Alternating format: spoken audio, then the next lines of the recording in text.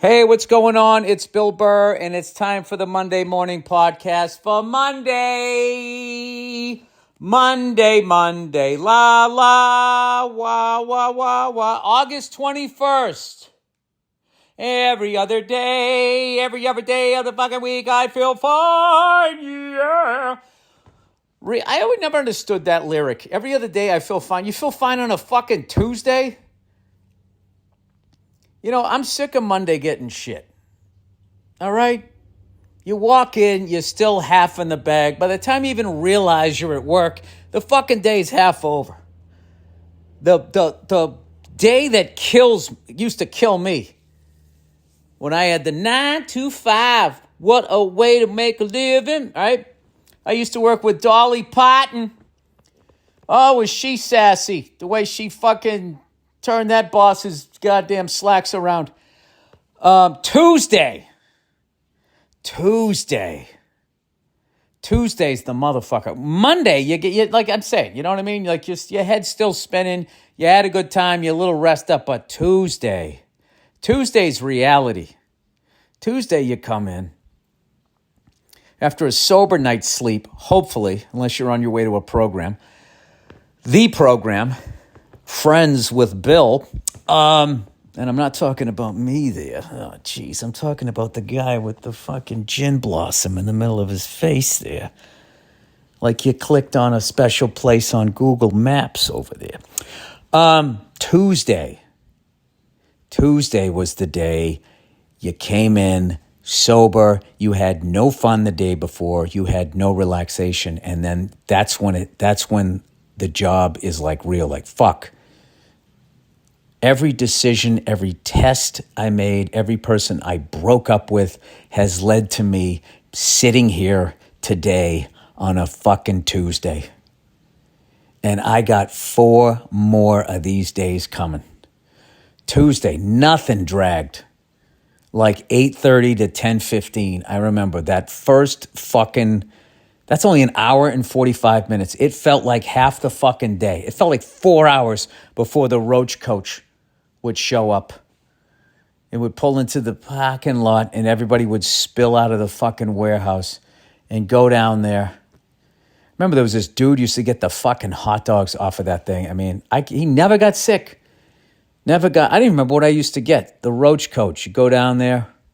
I was young. Some days I would go down there. I'd get the cookie with the M&M in it, and that's what I would have.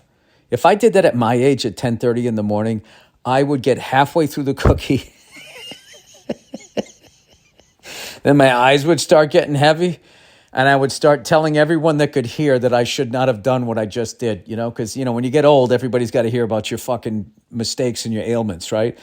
And then about 15 minutes later, the yawning would start, and about 23 minutes after the ingestion, I would be face down, and that would be it.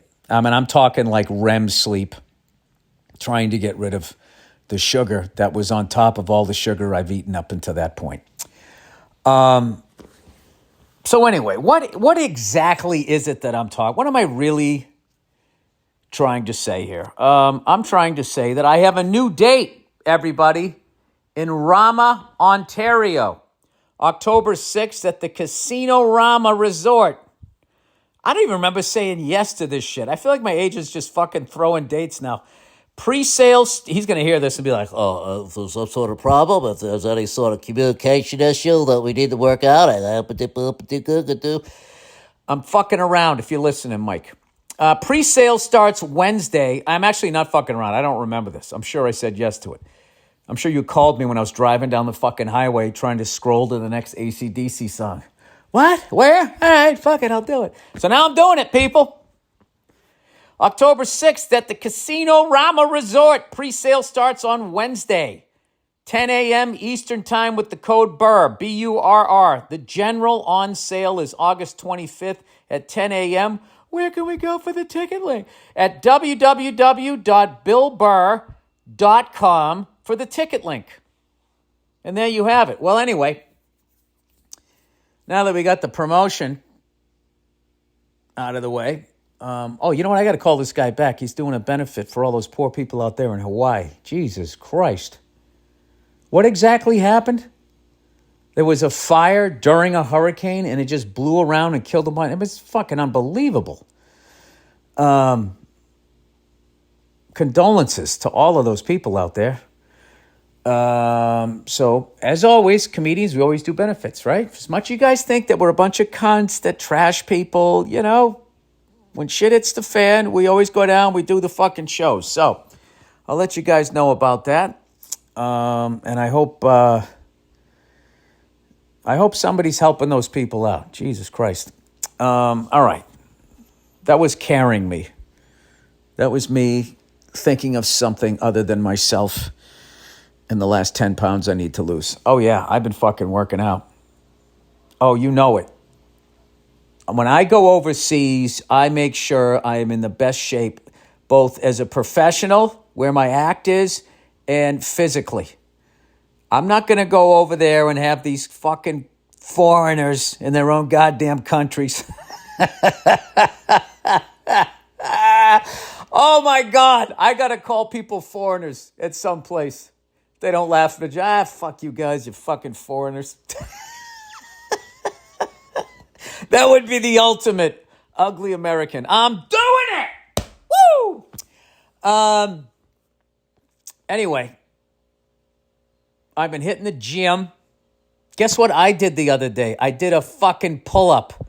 Shoulders bugging me a little bit, but I did it. I did one chin-up like a week ago. Then I did two of them. I haven't done this shit since 2015, since I literally made the bet with Paul Verzi that I was going to be able to do 10 pull-ups when I was 70 years old. What the fuck was I drinking? I was drinking back then. What the hell was I thinking? I had no idea when I literally made that bet, and that was the end of my youth. I think the universe heard it and was just like, wait a minute, does this guy still think he's young? Jesus Christ, he's going to hurt himself. Let's fucking, let's snap a couple of rotator, whatever the fuck I did. I don't know what I did. Old Billy bursitis, touch of arthritis, and tinnitus. That's me. That's where I am. Arthritis, bursitis, and tinnitus. And I'm still going to be able to knock those out. You know, I figure by the time, this is the thing, this is my wild card. Because we didn't say I couldn't use PEDs. So I'm going to ride out naturally until I'm 69 years. 69, when I'm 69 years of age, if I don't feel I can do the pull-ups, I'm going to do a cycle. Oh, Billy No Neck coming around with his fucking, I'm going to be a jacked with my fucking turkey neck.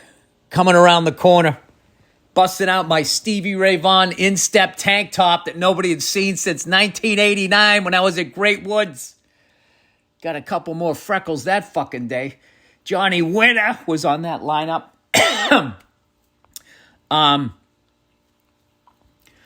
It actually feels good to be able to lift my own body. You know, and definitely you want to do the squats. But the thing is, you got to fucking stretch and make sure you're doing shit correctly.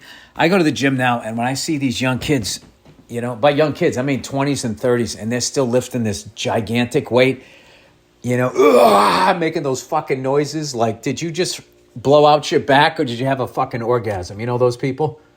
I remember telling you guys, the best one I ever heard was there was a guy, like, I don't know, 20 years ago, and I was at a New York sports club on the Upper East Side, and there was a guy who used to come in there dressed like fucking Ken Patera. And if you don't know who Ken Patera is, look him up. Blonde perm with a fucking headband and sunglasses. All right? Looking like that dude that was built like that fucking dude that kept fouling Robbie Benson in that basketball movie with the guy from The Godfather Part 2. Remember that guy? I don't like your kind with your oily skin, your greasy hair. That guy, he was the coach in that movie. That was a good movie, that Robbie Benson movie. What was that coach? What did he say? You can take that scholarship, you can stick it with a red hot poker. A red hot poker. Anyway, this guy used to come in, right? And he had the short shorts. He had the Ken Patera fucking build with the fucking beautiful noodle blonde hair, and a headband, and he had these glasses that were like shaded, and he would go in, and when he would fucking put up his weight, this is the noise he'd make. He'd go, yeah, yeah, yeah, and the best one was when he never had anybody spot him. So that last one he was squeezing out, he would go, yeah. You could hear it through the whole fucking gym. And every once in a while, I would catch some other dude's eye, and we would just start cracking up laughing. But nobody ever said a word to that guy. Because that guy had, like, he was on, like, Lyle Alzado shit. Like, that guy, if you said anything to you, he would literally tear your arm off like a fucking chimpanzee. So anyway, I'm in the gym, and I see these guys. You know those guys that do that dumb shit where they bench with, like the 120-pound dumbbells, and they got to put them on their knee and then do, like, that fucking donkey kick to get it up? Like, I can't even tell you how fucking stupid it is to do that. You are going to be like, I mean, I didn't even do that shit. Look what happened to me. I am doing that thing going like, we have the same fucking, genetics. I am doing that old person thing where what happened to me is going to happen to you. I'm just saying, you can keep yourself tight. I've learned this now. You can do just lightweight. You don't have to even do high reps. You just have to do it. Just prevent shit from sliding. Listen, people, don't end up like me, okay? Oh, speaking of me, which is a ginger, I am like 3/4 of an albino. Like, I'm an honorary. Like, I could show up at like an albinos only party, and when they look through the door, I could be like, come on. Can't do it for one more time for old time's sake. Like Abe Vigoda in the first Godfather. That's 2 Godfather references in the first, 12 minutes? See, people, you're not going to get that with these other podcasts. They're going to talk about movies that people actually saw, as opposed to me, who's going to talk about shit from fucking 50 years ago. I wonder if the Godfather movies to like young people is like me saying you should watch, Gone with the Wind.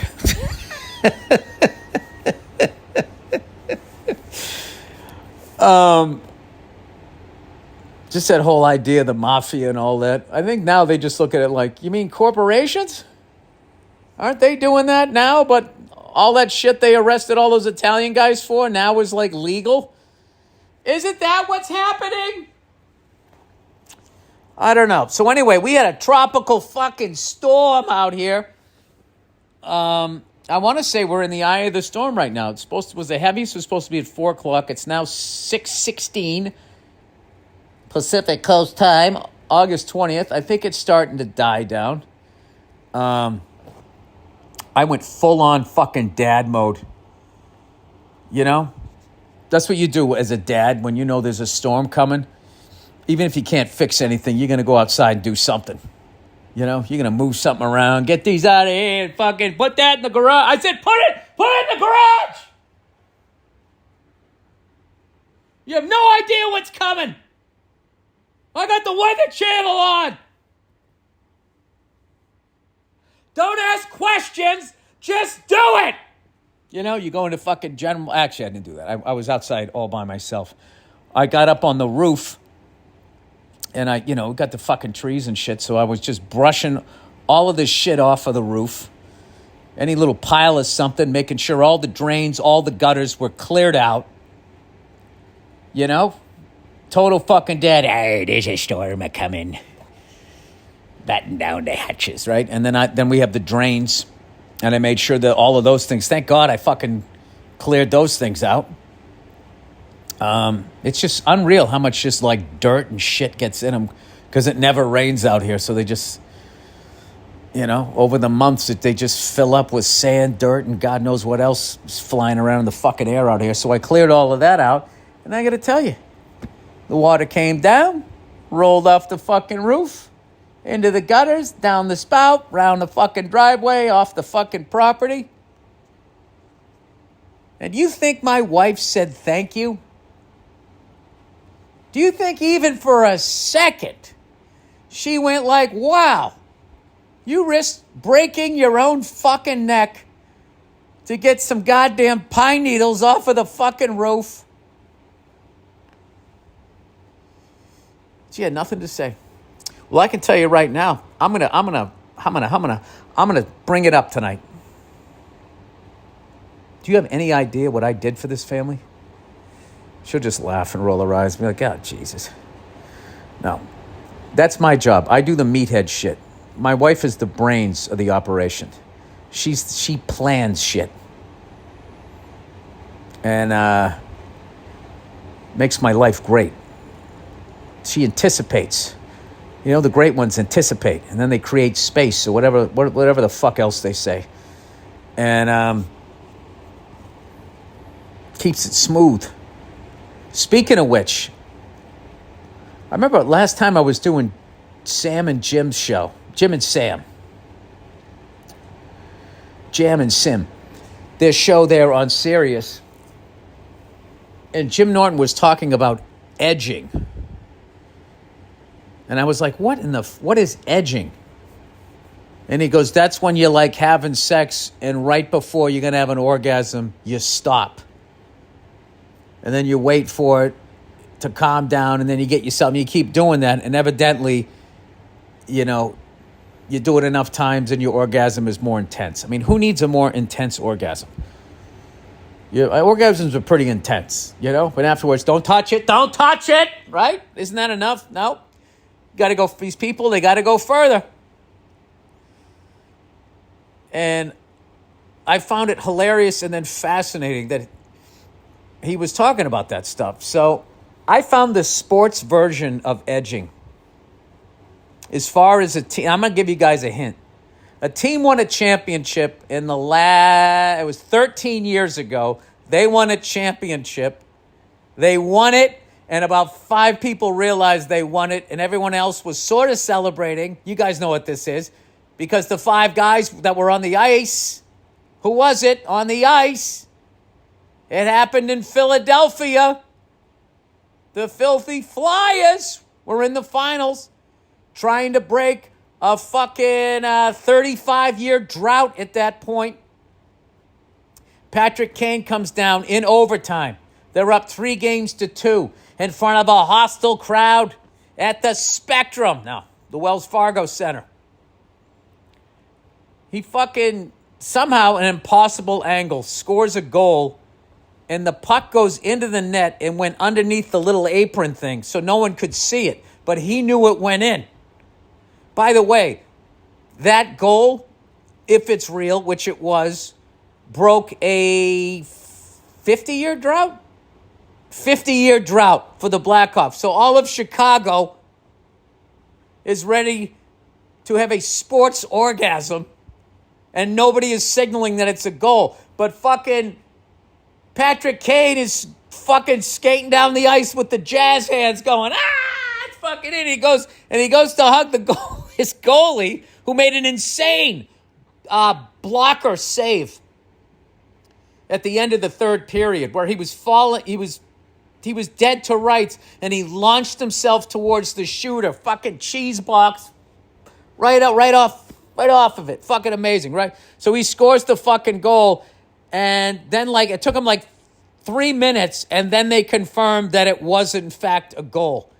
But the fact that all of Chicago in Blackhawk Nation, the second it crossed the goal line, didn't all get to fucking at the same time. I mean, there's never going to be a more anticlimactic overtime goal to win a Stanley Cup and to end a 50-year drought ever. NHL's been doing this great thing, just showing, the deciding games on the NHL channel. You got to check that one out if you get a chance. So, anyway, so hopefully this storm is over. Not too much damage. You know, I always feel bad for when one of these storms is coming along. Okay, first off, weathermen. Because they have to predict the worst. It's their job. Because if they don't, everyone's going to be like, why the fuck didn't you say something? Right? So then they diagnose the worst, and then when it doesn't happen, all these morons who can't even name a cloud just go, fucking weatherman. Am I right? Dude, are they ever right? Are they fucking It's like people who go to the doctor, right? And the doctor goes, you're never going to walk again. And then they walk, and then they go like, hey, what do these fucking doctors know? They know way more than you. And they are predicting the worst case scenario. So A, you won't sue them, and then B, anything else is going to seem like a fucking improvement. You know what I mean? He said I was going to be shitting blood for the rest of my life. Well, look at that stool sample. In your face, medical man, right? And he's thinking in his head, great, he's fucking happy. He thinks I'm smarter than me. He thinks he's smarter than me, and I'm not going to get sued. Fantastic. Next. Keep eating those cheeseburgers, buddy. Next. Who do we got next? Who's got next? All right. Well, I feel bad for the weathermen and women and the weather days. And the fucking Coast Guard. The Coast Guard is a fucking exciting job, except when there's a goddamn storm. I mean, there's a level of excitement to it, but it's all you're going to be doing is rescuing one fucking jerk off after another. Like, you figure most days, if you're in the Coast Guard, you get something exciting, like a drug dealer. This guy's risking his freedom. He's going to spend the rest of his life in jail. He's coming from a country where this makes him seem like a good option because the way the whole game's set up, in order for me to live like this, you have to live like that. So he's rolling the dice. They're fucking flying after him on the boat. Guns are fucking being shot. Somebody's on the loudspeaker, you know? Donde est? Whatever the fuck he's saying, right? Fucking pull that shit over, motherfucker, right? Exciting. Exciting shit. But when a storm comes, you know, it's like there's no fucking reason that they should have any work. No reason that they should have to put their life on the line that day. But what happens? Every time there's a storm, you know it. Handful of jerk-offs are going to take their boat out. It ain't going to be that bad. It'll be fine. Once we get out in open water, it shouldn't be a problem, right? And there's going to be about a half dozen to a dozen jerk-offs who decide to go surfing. And then they're going to get in trouble. And then these poor people who are safe and dry now have to go out and risk their life. I get the drug thing. I get risking your life over that. But if they say a fucking typhoon's coming and some guy goes out there on a wakeboard, it's just like, all right, man. Evidently, you don't give a fuck about your life means nothing to you. My life means something to me. So I'm going to stay right here. I always wish they would do that. Get a call.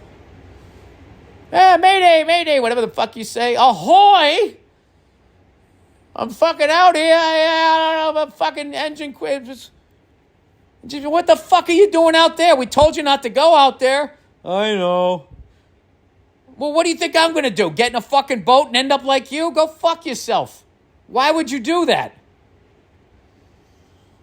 They don't. They go out and get them. They should leave them out there.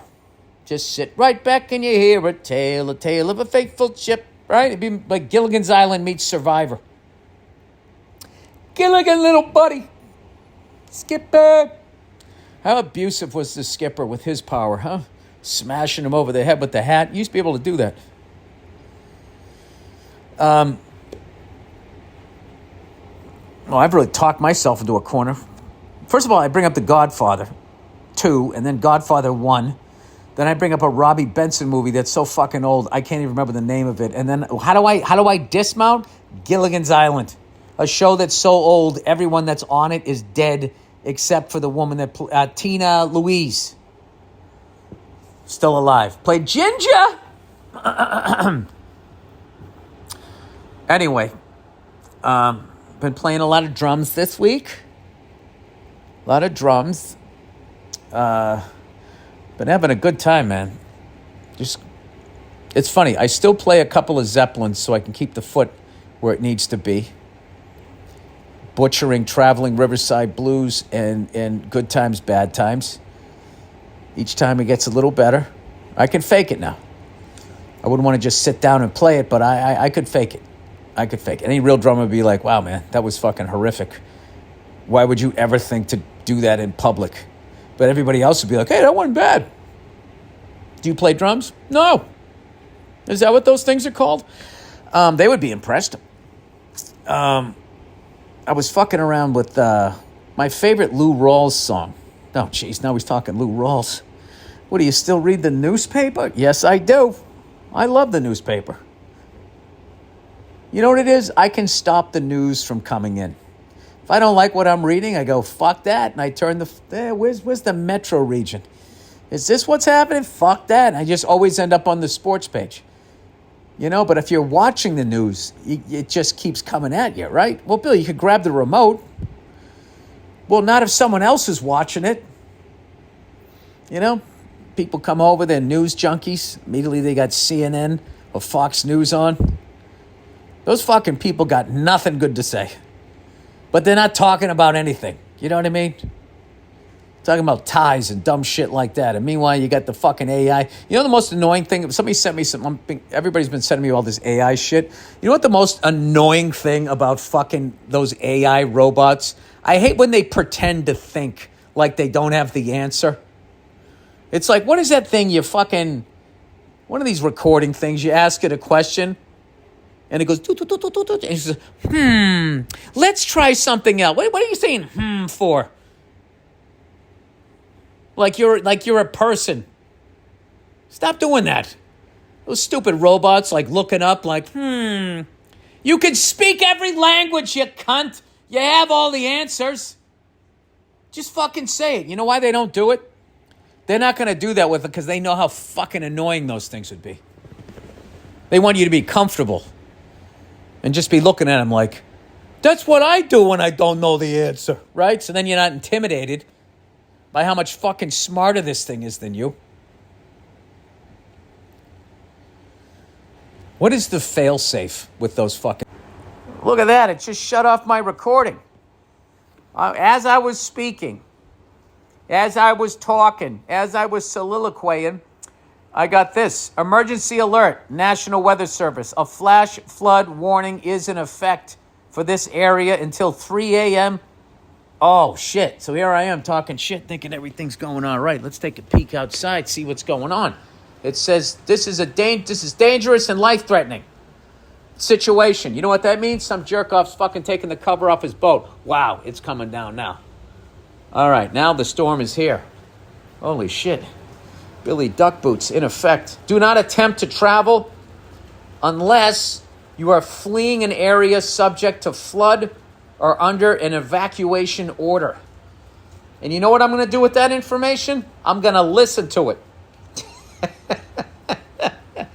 Hey, I ain't no tough guy. You ain't catching me out there doing the thing there that the dummies do. It is raining to beat the band, as they say.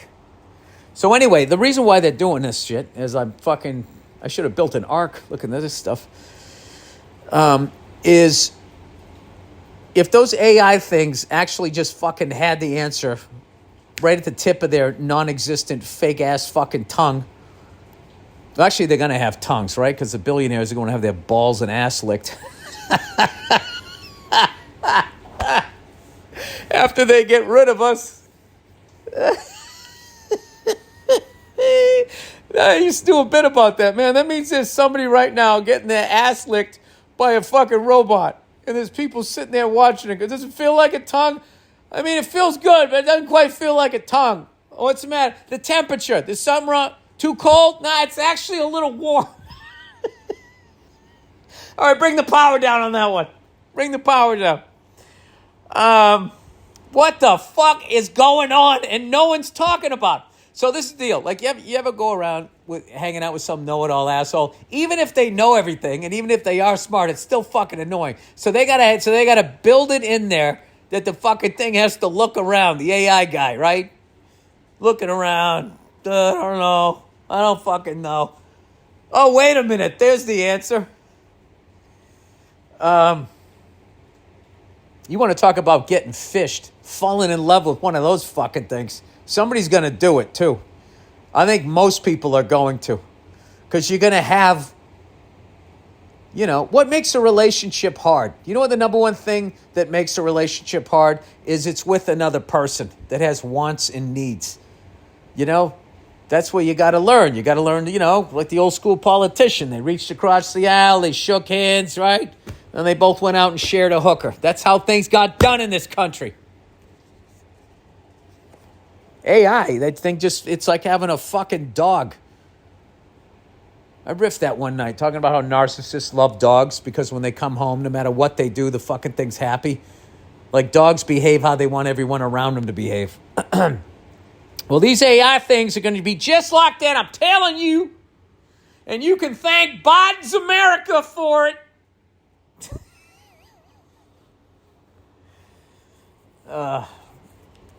It all happened in the last fucking 3 years. That's how it worked. And then the liberals, when Trump, you can thank Donald Trump for that. You ever think of fucking reading? Have you ever thought about that? Maybe researching it? Fucking country's bankrupt. Thank you, Joe Biden. Sleepy Joe. You don't think it's because we've had a fucking never-ending war for 20 years? It costs like a fucking $1 trillion a month or whatever the hell it costs? That's what's so funny about these old people saying that this generation is soft. It's like we've been at war their entire lives, and a lot of them served. You know what's fucked up? You can join the military, get a standing ovation at halftime at a football game, and then go serve, and 18 months later you're homeless, living under a bridge, and the same people that applauded you are now screaming at you to get a fucking job. I don't think these kids are soft. I think what they're dealing with is, we just used to have cocaine. We didn't have fucking fentanyl in it, right? We didn't have to worry about robots that were fucking coming that, are going to roll their eyes around thinking about shit. It's like 9,000 degrees in Des Moines, Iowa right now. That's our fucking food supply. It's a lot of shit going on. I think you have to be, I don't know. I just think that's what old people do. It was... Like, if I see one more stupid fucking thing talking about how, people didn't complain in the 70s and 80s. Yeah, they did. Yeah, they did. There's just no video of it.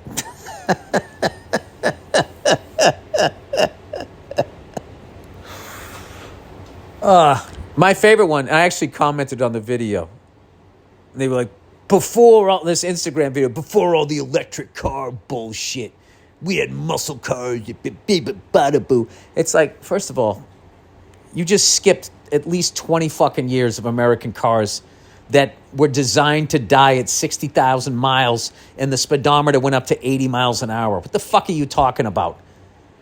All of those muscle cars ended around 73 or 74 and they were fucking gone.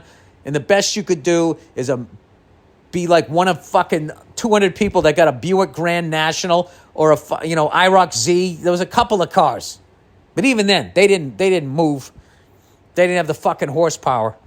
They skipped over all of that and all the electric car bullshit. It's like, I like how these people are like turning like electric cars into something that's saying you can't have a gas combustion engine. I love how there's electric cars, but simultaneously you can buy a fucking Hellcat. You can buy a BMW M Series, an AMG fucking Mercedes. They have a Cadillac that can go 200 miles an hour. They did anyway. What are you talking about? There's plenty of them. I just bought a Ford F-250 6.7 turbo fucking diesel. No electric car people they don't give a fuck. You can buy either or. Electric cars are fucking amazing. Gas combustion cars, fucking amazing. They can exist simultaneously. Like people.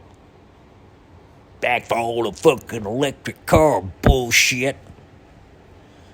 Fucking scared children. It's something new. I don't like it. Keep it the way it was. Wait a minute. Am I talking about myself? I brought up Lou Rawls earlier, and I'm not going to apologize for it. Okay? So fucking save your letters. All right? By the way, if you want to get in contact with me, you have to send me a letter because I don't read emails. All right?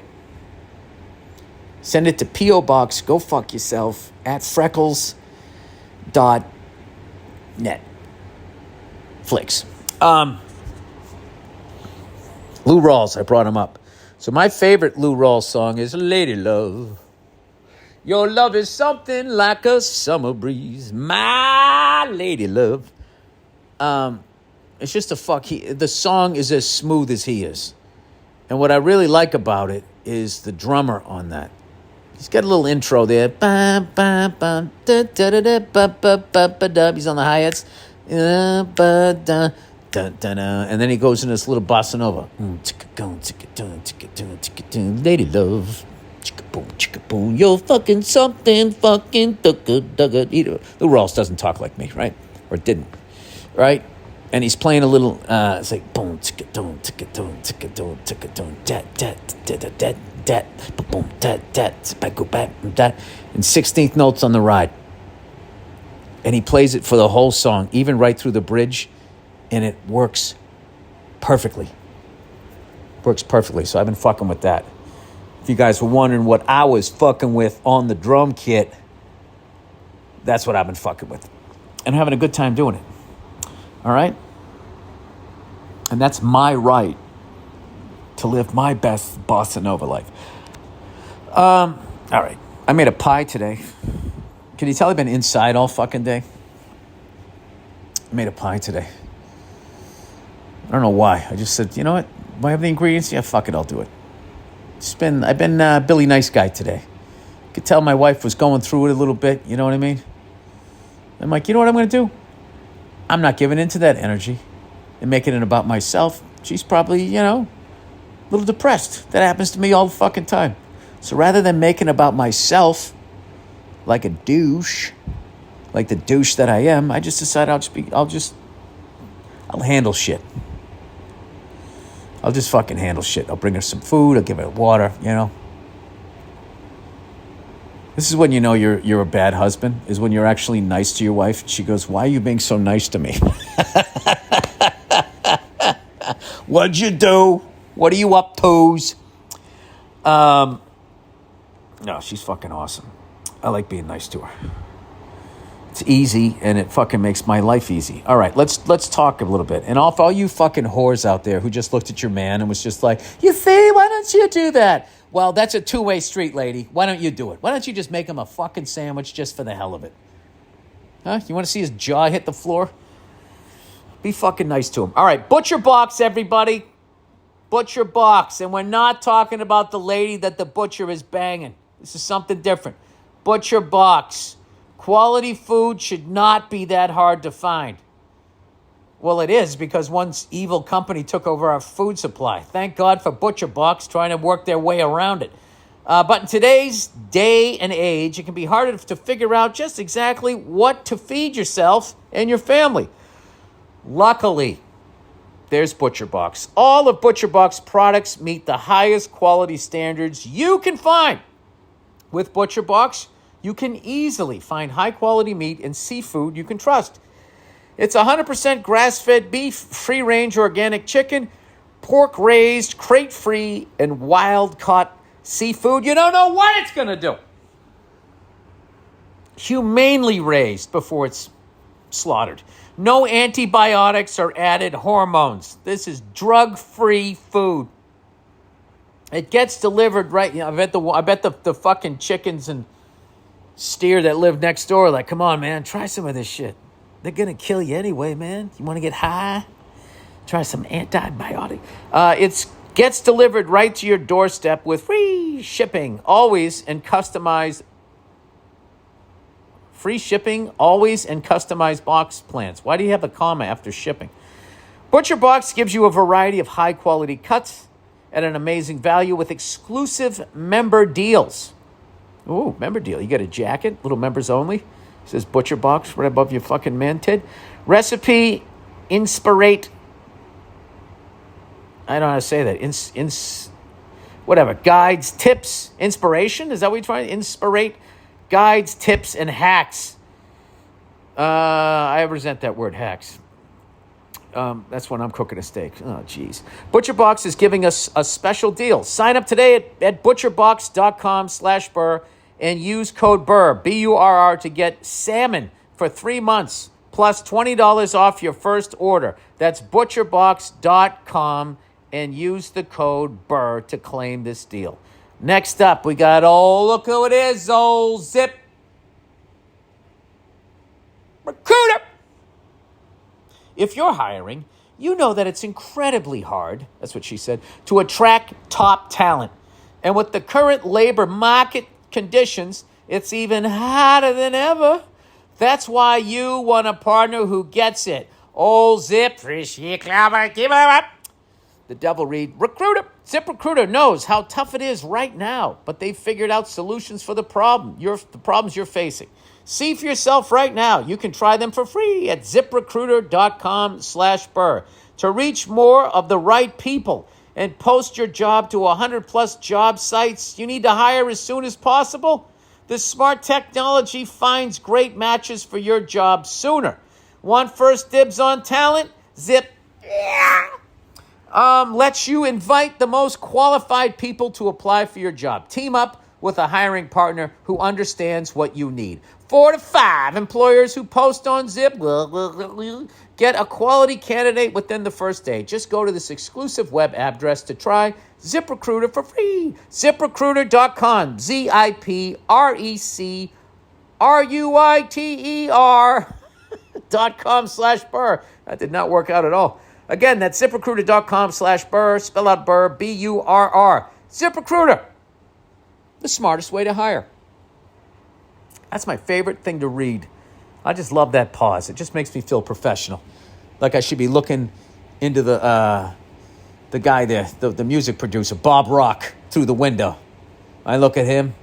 He gives me a little nod. His beautiful hair starts moving, and I'm thinking, God damn it. That guy really had it all, didn't he? The genetics, the ear, the hair, the boots, the sport coat. Simply Safe. The average break-in lasts 8 to 10 minutes. Yeah, they get in, they get out, huh? That's what she said. I love that joke. It's never old for me. I don't care. So fast response is crucial. That's why Simply Safe Home Security launched its breakthrough technology, 24/7 lifeguard protection to help stop crime in real time. Now Simply Safe professional monitoring agents can actually see, speak to, and deter intruders. Now, why would you want to go and do something? Get out of that house. Hey, put that down. I said, put it down. Where are you going? I want that job. Can I do a ride-along? Can I do a sit-along at fucking Simply Safe? I want to yell at some intruders. The cops are on their way there, Slim. Look at you, broke a window. The back door was open, you dumb fuck. I would love to just heckle them. Anyway, in your smart alarm wireless indoor camera, Simply Safe professional monitoring agents can now warn intruders that they are being recorded and the police are on their way in real time, stopping them in their tracks before they take the shit. You don't want to warn them too early before the cops get. That's a delicate thing. 24/7 lifeguard protection is made possible by the new smart alarm wireless indoor camera, available with the fast protecting monitor plan. I would love to be on that fucking thing. I don't think this is your house. You seem a little confused there, buddy. I don't think it's your house when you got your face all covered like that. What do you say, huh? All the good shit's fucking downstairs. I don't know what you're doing up there. The new smart alarm indoor camera is the only indoor security camera that can trigger the alarm and instantly deter intruders with a built-in siren. Hey, I hope you know some jujitsu, because you're going to jail, buddy, and you do not want to get fucked in the ass, do you? Prison rape. That will stop anybody in their tracks. With advanced monitoring, detection, and vision, AI. Oh, God. The smart alarm. Well, I hope it's not rolling its fucking eyes, pretending to think. What do I say? You know what to say, you robot cunt. The smart alarm indoor camera can sense the difference between potential intruders and pets to reduce false alarms.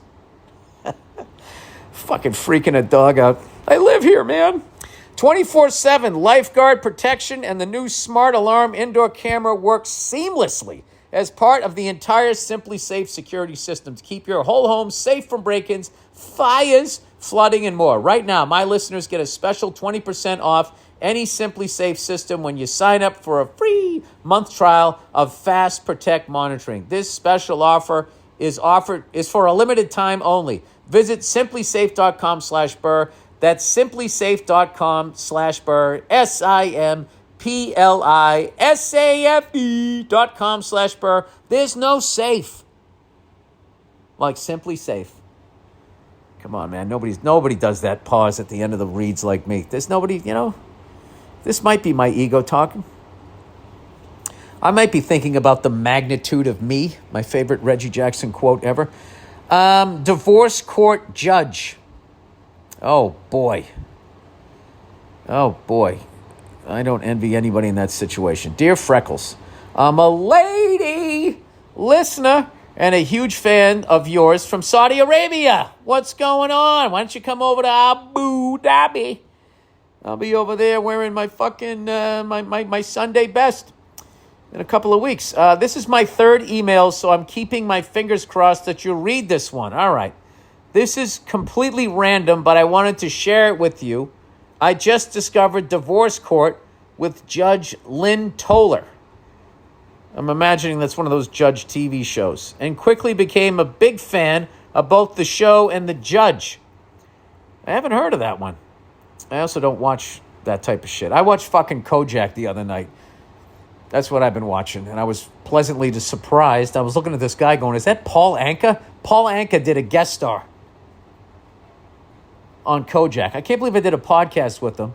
I understand bringing up that you wrote My Way for Frank Sinatra, but how do you leave out I played a bad guy on Kojak? That's how awesome that guy's life is. He forgets that he even did that shit or doesn't need to bring it up. Anyway, I randomly came across a live stream this judge did. She did during lockdown where she was asked, who would you like to meet? And her answer was Ron White, Simone Biles, Bill Burr. The first two were good. And Barack Obama. All right, she did all right on the first two.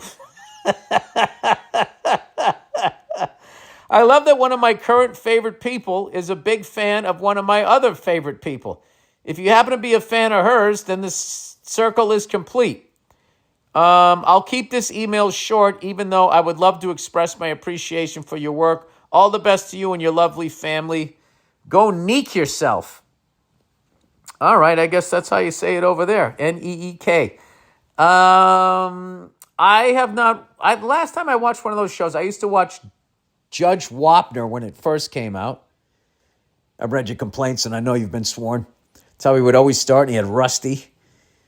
And it was a good show. And then somewhere during the Judge Judy phase, where she just was screaming at people, it was like Hell's Kitchen meets the courtroom.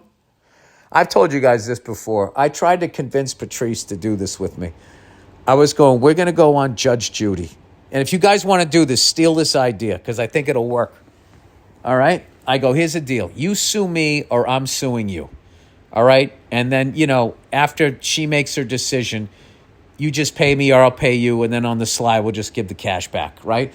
But we would go on there. And our goal would be just how mad we could make her.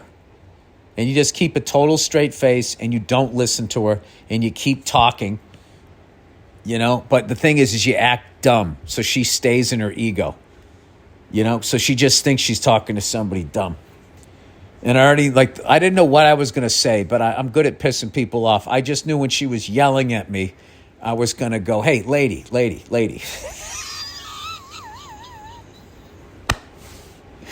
I mean, that would have been it. That would have been I don't know that I could have kept a fucking straight face. I looked into the whole thing, where it was shot, where it was booked, and all of that. And one of my big regrets is we didn't do it because nobody knew who the fuck we were. And if we got away with that would have been fucking hilarious to watch. But nothing is preventing you guys from doing that. I'm sure there's a judge out there that's just screaming and yelling at people. But I will check out that divorce court person. I am flattered that anybody, always, if anybody ever gives a shit what I do. So thank you to the judge. What's the honorable, what do you say? I was also, Todd Rex would have been perfect to do it with. I brought that idea up to him, and he was imitating what he would say. He was going to call her Your Highness. Well, what happened, don't you see there, Your Highness, was... I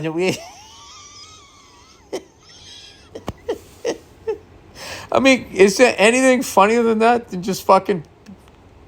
I don't know. I'm sure there is, but to me there isn't. All right. Judge Lynn Toller. The Honorable Judge Lynn Toller. Thank you for paying attention to anything that my dumbass does here. All right. Book suggestion. Hey, Bilfred Mann's Earthband. Oh, instead of Manfred Mann's Earthband. Bilfred Mann's Earthband. All right. Let's see what we got here. What the fuck did I just do to my screen? Go back. I command thee. There we go. I have a book suggestion. You might struggle a bit with the verbiage at first because the guy writes like a bit of a douche, but it's fascinating nonetheless. It's called Incentive Management by John F. Lincoln. Is that a real name? John F. Kennedy, Abraham Lincoln, John F. Lincoln? Is this another one of these coincidences? Remember they used to do that? They both got assassinated. He had an assistant named Kennedy, and he had an assistant named Lincoln. I'm not finished with the book, although it isn't very long, but the gist, as far as I've gotten, is that people have latent abilities that can be revealed through opportunity. What does latent mean? Hidden? For example, women enter the workforce when their men went to war in World War II. They kept the country and war machine afloat when near none of them had worked a job, let alone a production job.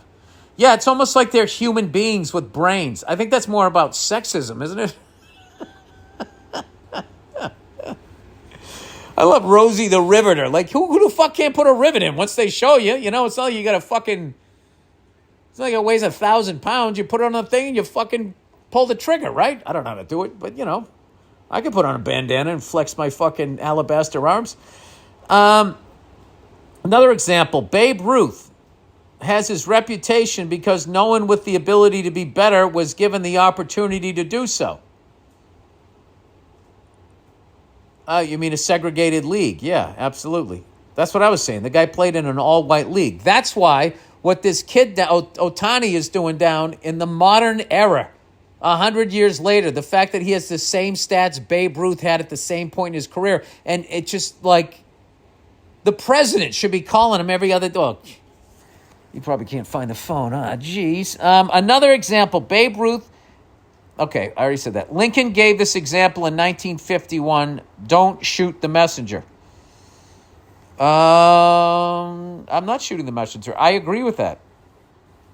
If you look at, you know, once it was, once they broke the color barrier, you see what happened to sports. Right? So it's safe to say that there was a Pedro Martinez and a Big Papi and a Willie Mays. And there was all kinds of people back during the Babe Ruth era that just never got to play. You know, some Bartolo Colon that could have hit a fucking home run for the San Diego Y.I.Otis way back then. On top of opportunity, oh wait, he was with the Mets and did it against San Diego, right? I can't remember. On top of opportunity, people need a reason to reach their full potential, which is where incentive comes into play. Well, you also need to be motivated. You should be trying to do this for yourself. I work for Lincoln Electric and can say they have absolutely stuck to this management style. I am a lowly machine operator, but I am well on my way to finishing the year making $100K because of my efforts. Well, that's fantastic. Anyway, can't wait to see you in Canton, Ohio in November. Go fuck yourself. Listen, I don't know. What it sounds to me is you had all this potential and you read a book that made you aware of it. And now because of that, you're making some money. So I'm very happy for you. And hopefully other people. And listen, if someone like me who went to summer school, you know, should have been all 4 years. I only went 2 years, you know. To quote that guy with the fake heart, I had other priorities. Dick Cheney.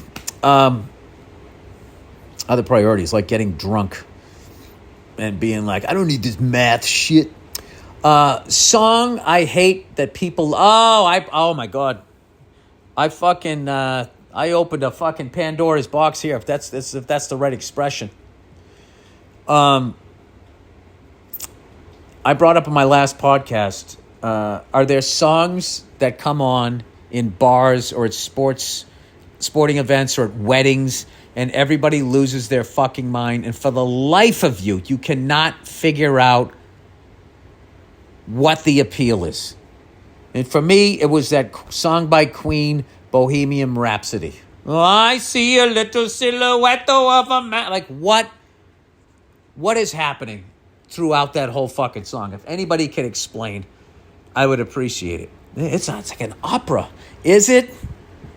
I don't think it is. I've seen operas. They're a little more impressive than that. Okay, whatever. I don't listen to opera, so I'm going to say it's like an opera. You know? That's like when some of my people look at a band and go, that's a funk band. Like they'll say that about Led Zeppelin. They were actually a funk band. No, they weren't. And not even remotely. Anyway, song, I'm not saying they were an amazing band, but they are in no way, shape, or form a funk band. If you want to hear their attempt at it, listen to The Crunge, the most unfunk song you would ever fucking listen to in your life. When that guitar comes in, my wife makes a face like somebody just farted. All right. It's a fun song to play along to. Song I hate that people love. Bill, a song people like that I fucking hate is Fire and Rain. Oh my God, that song is like stick your head in the oven. I've seen fire and I've seen rain. I've seen sunny days that I thought would never end.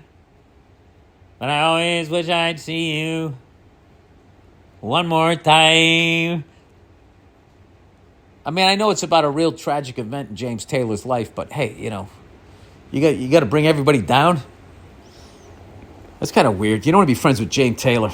If you die tragically, he fucking makes money off of it. Turns it into a hit song. Goes out and buys some more rollerblades. I was going on about how bad the song is, and someone at work said, maybe you don't get it. Well, I think that's what it is, because these songs that I think are bad, I think I don't get them. Because why would everybody else like them? Too many people like them. That it's got to be me, right? It's got to be me. Everyone knows it's a song about a friend who died, and you guessed it, James Taylor thought, I'd always see you again. It's pretty straight fucking forward, and the song blows. Please tell me you said that. That's fucking hilarious. Yeah, I know what it's about. James Taylor had a friend that passed away, and he thought, I always thought I'd see you again, but you never know, right? Yeah, it's not a metaphor. All right, song I hate is another. Please keep these coming. Song I hate. Bill, I understand why you dislike Bohemian Rhapsody. Dislike is a nice word. I fucking hate. I don't even know if it's that I hate the song. I just hate what it does to the average jerk off eating a fucking plate of wings when it comes on. I mean, you think the Blue Angels were flying over the Hooters. Yes, I eat at Hooters. And I do go there for the tits. All right, Bill, I understand why you dislike Bohemian Rhapsody. I personally like it, but the song I hate the most that everyone seems to love is another Queen song, Fat Bottom Girls. It's much worse in my opinion. Fat bottom girls, you make the rocket world go round. Ooh. I'm not a big Queen guy. I love their drummer, though. No, you know what? I actually find with a lot of Queen songs, it's not their hits. It's the other ones. I do like Another One Bites the Dust. I'll forever love that one because Brian Gumble and Mike Adamle, NFL 81, were talking about the fucking, I think the Detroit Lions were like 2-0, 3-0, or 4-0. And they were showing Billy Sims highlights while they played that fucking song over. I get the chills when I hear that song. Another one bites the dust, and seeing Billy Sims fucking high-stepping into the end zone. The same way Carly Simon, speaking of James Taylor. Nobody does it better. They put that, I think, to Walter Payton. And that was it. I love that song. I love that song. I had no idea it was a James Bond song. To me, that was the Walter Payton song. Makes me feel sad for the rest. A gay man singing about a large... Okay, this person's saying, Fat Bottom Girls is much worse in my opinion.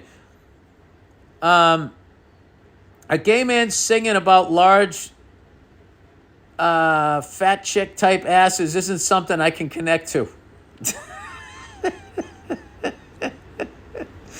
Well, I mean, he also, he kind of jumped around. He was on either side of the fence there, wasn't he? He was figuring it out. I picture fat, not thick. Gross. Fat chicks' asses. That's because they wrote it F-A-T, right? It wasn't P-H-A-T yet.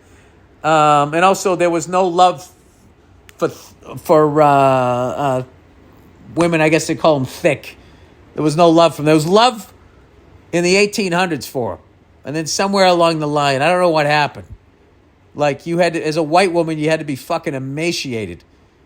But that is not true in other races, as far as I found. In fact, I remember, just going to forever bring up Patrice. We were fucking down where that 7-Eleven is. Right down near where the Wilbur was. And this woman came out. He goes, what do you think about that, Bill? Too much ass for you? And I was like, yes. Fucking ass weighs more than me. All right. Picture fat, not thick. Gross fat chick asses in bad 80s jeans and a flamboyant man convincing me to like them. I hate the whole thing.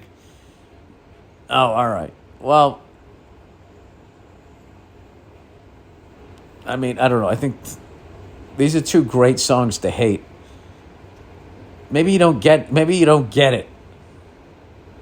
It's more, maybe you love it so much that you can't accept the fact that somebody doesn't like it. I'm sorry, I don't fucking like it, all right? Guess what? That's an extra fucking seat you don't have to fight over at the concert, because I won't be there. All right, overrated. Oh, macarons. I thought those were macaroons. Macarons. What the fuck are macarons? Hey, Mr. Bill. In the early to mid 2010s, it seemed like half of the U.S. population decided to open up either a frozen yogurt shop, parentheses, minimal complaints there. Oh, that is macaroon. That's how you spell macaroon? Or a French macaroon stand. I honestly don't get how those are that successful. I will tell you, there's nothing worse than eating a macaroon that somebody didn't make right. Because the not the filling, the cookie part of it, it's like, it feels like some plaster from your ceiling fell down onto some sugar. They're definitely good, I'll give them that, but not a $4 each level of good. Oh, well, this is why. Because it makes people in my country feel like they're in Europe. And then with the high price, it makes it almost feel like you got on a plane. That's what I would guess. The person says, whenever I walk by those stands, they look completely deserted and their bakery displays looks nearly untouched. I guess at the price that they're sold, they only need a couple of wealthy fatties as returning customers to keep the lights on. Does anybody work in a bakery? When you just bring out that Thanksgiving onslaught of desserts every day, what do you do with some of those fancy ones that don't sell? You wheel them out the next day? Be honest. Anyway, the person says, I've been an avid listener of your podcast since 2017. It keeps me somewhat sane. It's kept me somewhat sane for that entire period. Well, that's very nice of you. Okay, well, all right. So we got Bohemian Rhapsody, Fat Bottom Girls, Queen taking a pounding here. And then we got James Taylor. We saw fire and rain. Okay, underrated movie. James Taylor. What was it? Blacktop? Hard Road Blacktop? Something Blacktop. Look up James Taylor movie. He's riding around in a 57 Bel Air racing this guy that has a 69 GTO, I believe. Two-lane blacktop. Underrated movie. During the beginning, if not the height of the anti-hero cinema movement, while directors took over movies and had Final Cut and all of that, and you have all of those masterpieces. All right, that is the podcast. Football season. We got that wide receiver from Butte from LSU. Had a nice touchdown running past everybody. And, of course, everybody in the comments, hey, he's running by people that are going to be working at Kinko's next fucking week. It's like, shut up. You can't even touch your fucking toes. I would love to hear the sound most sports fans make when they tie their shoes. That's why Crocs are so fucking... Crocs are for fat people, you know, who just can lift up their heavy leg enough to slide them into those fucking things. All right, that's it, everybody. Go fuck yourselves. I'll check in on you on Thursday.